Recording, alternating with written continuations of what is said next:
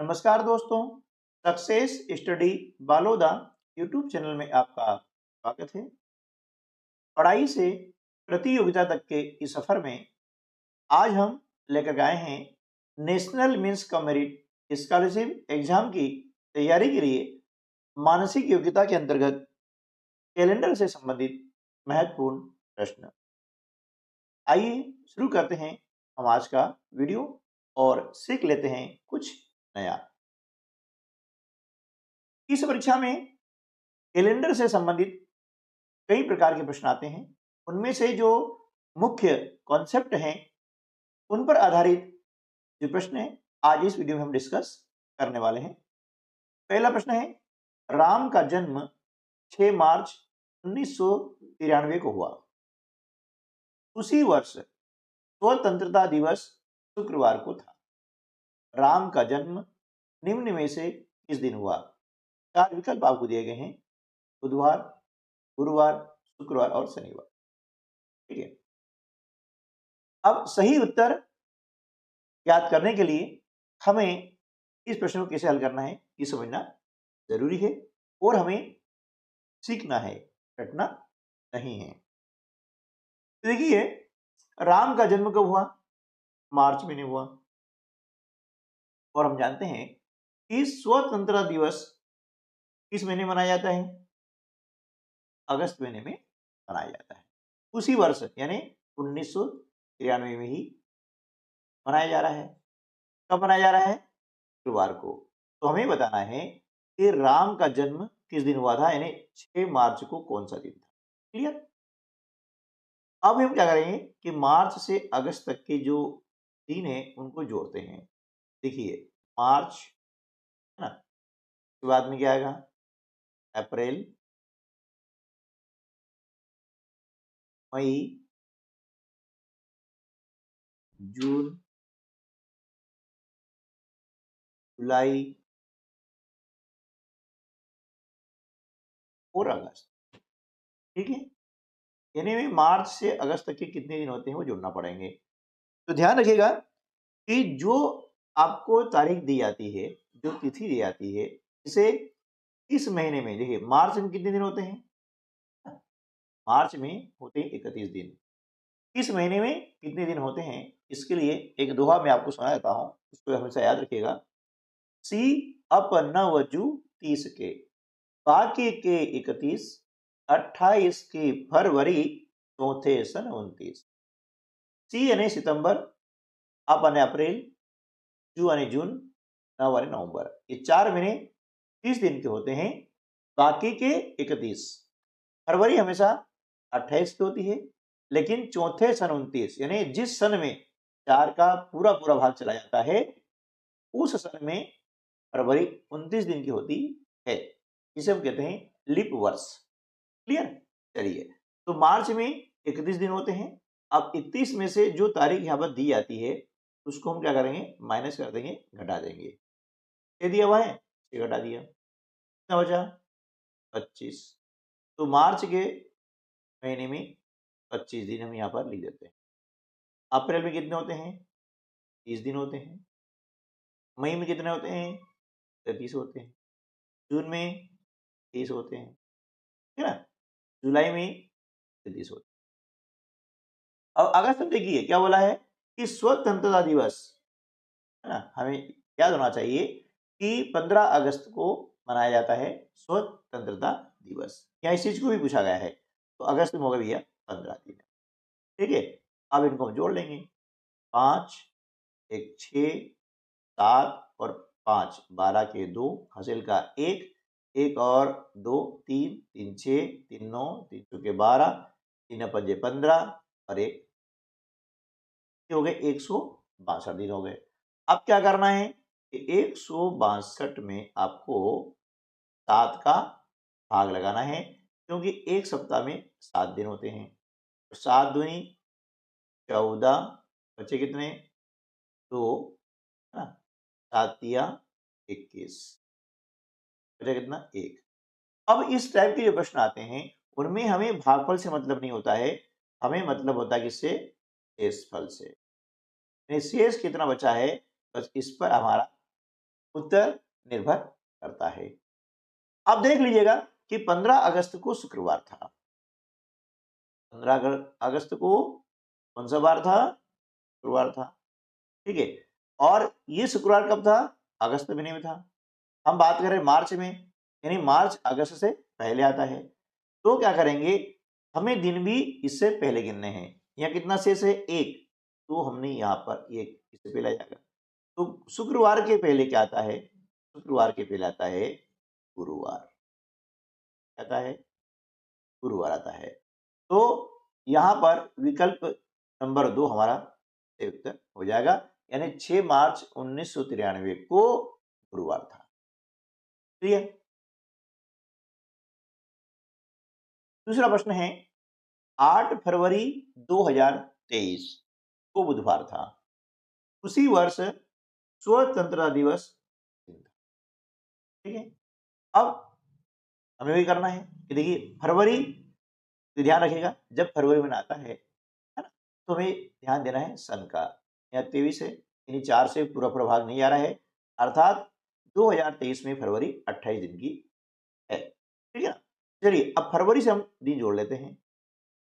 फरवरी, मार्च, अप्रैल, मई, जून, जुलाई और अगस्त, क्योंकि स्वतंत्रता दिवस वह 15 अगस्त को मनाया जाता है। ठीक है ना? अब फरवरी में देखिए यहाँ दिया है 8 फरवरी। हम देख रहे हैं सन 2023 में 4 का पूरा भाग नहीं जा रहा है, अर्थात फरवरी कितने दिन की है? 28 दिन की है। और इसमें से आपको दिया है 8, तो 8 को हम क्या करेंगे? माइनस कर देते हैं। कितना बचता है? 20। तो फरवरी में हो गए 20 दिन। मार्च कितने होते हैं? 33।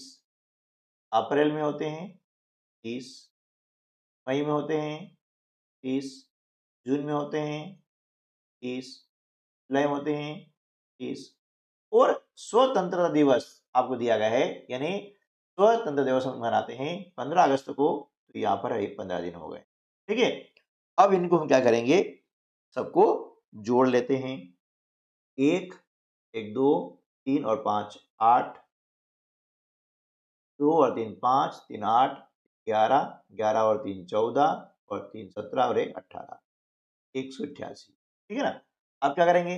188 में हम 7 का भाग लगा देते हैं। 7 दूनी 14, बचा कितना?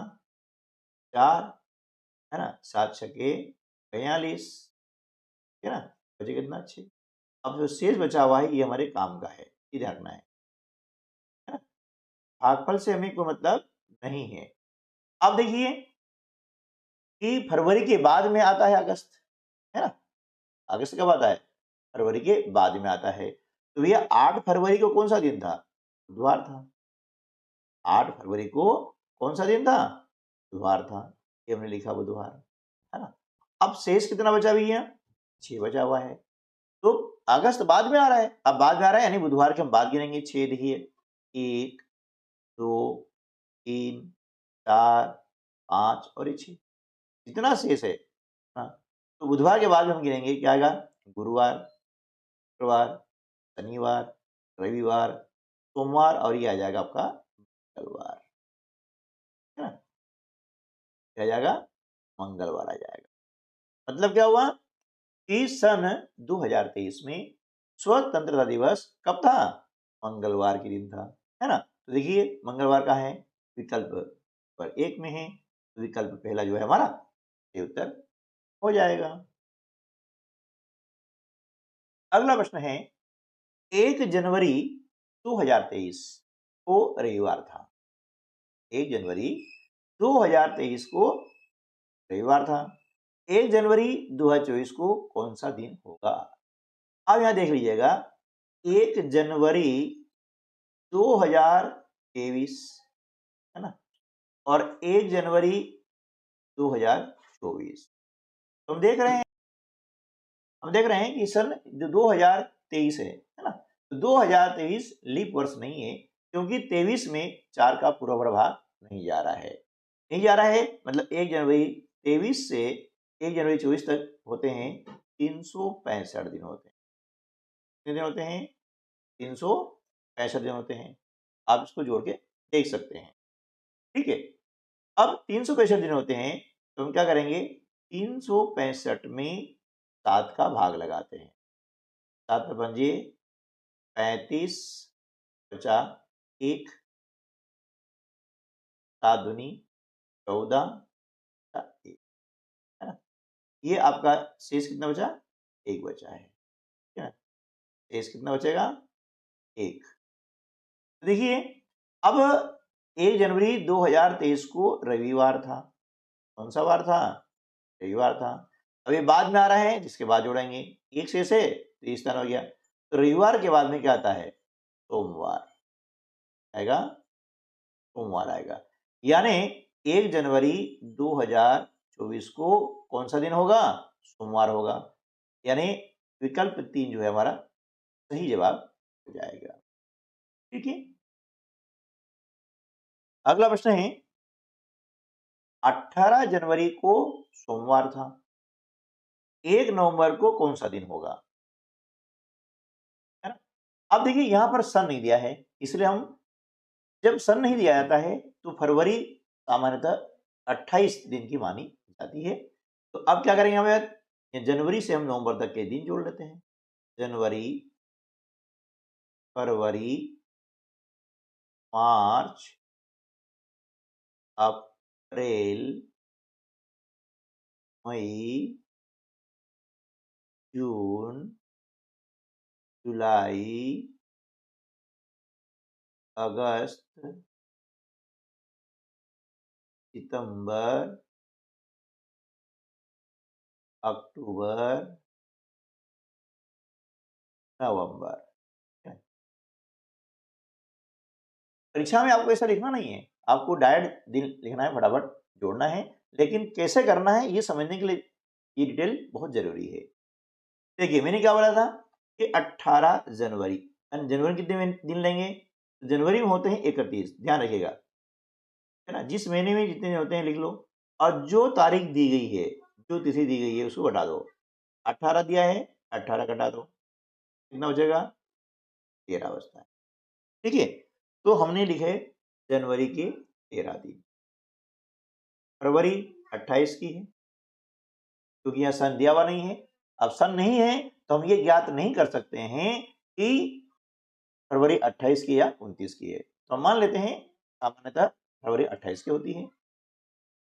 मार्च 31, अप्रैल 30, मई 31, जून 30, जुलाई 31, अगस्त 31, सितंबर 30, अक्टूबर 31, और नवंबर में 1 नवंबर बोला गया है तो ये 1 आ जाएगा। ठीक, अब इनको हम जोड़ लेते हैं। 3 और 8 11, 12, 13, 14, 15, 16 और 17। 17 के 7 हासिल का 1, 1 और 1 2, 4, 4 और 3 7, 3 10, 13, 16, 19, 22, 25 और 3 28। ये हो गए 287 दिन। क्या करेंगे? 287 में हम 7 का भाग लगाते हैं। 7 चौके 28, शून्य आ गया, 7 एकम 7, शेषफल 0 बचा। कितना बचा? 0। ठीक है ना, शेषफल 0 है। तो देखिए 18 जो जनवरी थी वह कब थी? सोमवार थी। अब यह शेषफल 0 है तो न आगे होगा न पीछे होगा, है ना? तो आगे होता ही नहीं है, एक होता है इसके आगे चलते बन, है ना, दाहिनी ओर चलते अपन। लेकिन जब 0 है तो वहीं क्यों ही रहेंगे। अब वहीं क्यों ही रहेंगे मतलब क्या होगा कि 1 नवंबर को सोमवार ही होगा। ठीक है, विकल्प 3 जो है हमारा सही उत्तर हो जाएगा। बात समझ आ रही है ना? यदि बाद में होता है तो इसके दाहिनी तरफ जाते हैं, पहले देखना होता है तो इसके बाईं तरफ जाते हैं, और जब शेषफल 0 हो जाता है तो न दाएं जाना है न बाएं जाना है, वहीं खड़े रहना है। यानी जो दिन आपको दिया है वही उत्तर आपका हो जाएगा। क्लियर? तो उम्मीद है कि आज का वीडियो आपको अच्छा लगा होगा और कुछ न कुछ आपने नया ज़रूर सीखा होगा। वीडियो अच्छा लगा है तो लाइक कर लीजिएगा और अपने अन्य दोस्तों को भी शेयर कर दीजिएगा। ऐसे ही हेल्पफुल वीडियो प्राप्त करने के लिए चैनल को भी सब्सक्राइब कर लीजिएगा और यदि आपने पहले से सब्सक्राइब कर रखा है तो उसके लिए बहुत-बहुत धन्यवाद। मिलते हैं अगली वीडियो में ऐसे कुछ और नए प्रश्नों के साथ में। तब तक के लिए नमस्कार, जय हिंद।